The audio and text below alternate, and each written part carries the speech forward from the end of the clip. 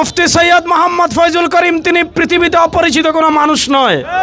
পৃথিবীর প্রান্তে প্রান্তে বাংলা ভাষায় যত মানুষ কথা বলে সব মানুষের কাছে বিপ্লবী কণ্ঠস্বর হিসাবে, ইসলামের পক্ষের কণ্ঠস্বর হিসাবে, ভারতীয় আধিপত্যবাদ মোকাবেলার একটা জ্বলন্ত আগুন, আমেরিকার আধিপত্যবাদ মোকাবেলার একটা জ্বলন্ত অগ্নিশিখা, বাংলাদেশের স্বাধীনতা, ইসলামী তাজিব তামাদ্দুনের অন্যতম পাহারাদার মুফতি সৈয়দ ফয়জুল করিম।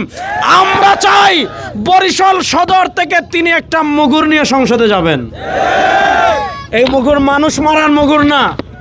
মুফতি ফয়জুল করিম হাফিজাহুল্লাহ এই বরিশাল সদর থেকে একটা মুগুর নিয়ে সংসদে যাবেন।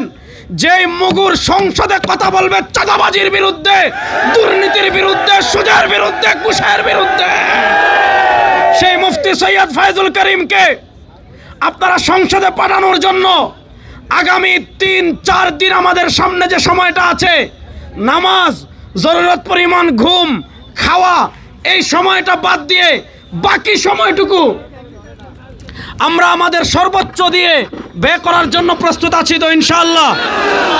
মুফতি ফয়জুল করিম যদি হাফিজাহুল্লাহ যদি সংসদে যান তাহলে 1 নম্বর কি ফায়দা হবে?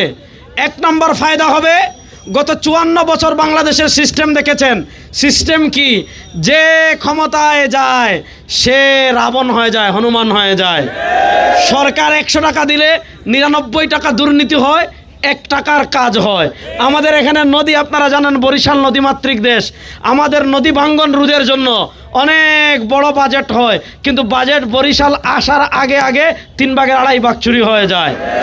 আমি আপনাদের সামনে ওয়াদা দিয়ে যাচ্ছি, মুফতি ফয়জুল করিম হাফিজাহুল্লাহকে আপনারা যদি সংসদে পাঠান, মুফতি ফয়জুল করিম হাফিজাহুল্লাহকে আপনারা যদি সংসদে পাঠান, সরকারি যেই খাতে যত বাজেট হবে মুফতি ফয়জুল করিম হাফিজাহুল্লাহ 1 টাকাও ডানে বামে করবেন না, সব টাকা ঠিক মতো তিনি ব্যয় করবেন ইনশাআল্লাহ।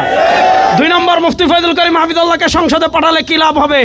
বাংলাদেশের এমন কোনো এসপি নাই, বাংলাদেশের এমন কোনো সচিব নাই, বাংলাদেশের এমন কোনো ব্যক্তি নাই, বাংলাদেশের যারা বাজেট করবে, যারা বাজেট ভাগ করবে, যারা যা কিছু করবে, এমন কোনো ব্যক্তি নাই যারা মুফতি ফয়জুল করিমকে চিনে না এবং শ্রদ্ধা করে না।